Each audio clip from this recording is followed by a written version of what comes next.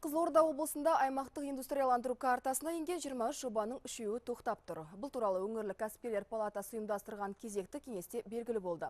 Мәселен, 2011 жылы жүзеге асырыла бастаған томат өндірумен тәулігіне 30 тонна нан өнімдерін шығаратын зауыттың есігіне қара құлып салынған. Басқосуда жеке кәсіпкерлерде мұңын шақты.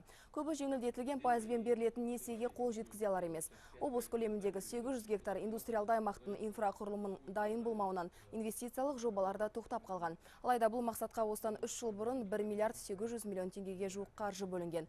Бір қызығы, қағаз жүзінде бәрі дұрыс, ал іс жүзінде ештеңе жасалмаған. Қазіргі таңда біз жергілікті әкімдік алдында ол мәселені қойып отырық. Осыны қайда кетті, не үшін кетті? Қаражат 80-90%-ға игерілді деп біз ақпарат алдық.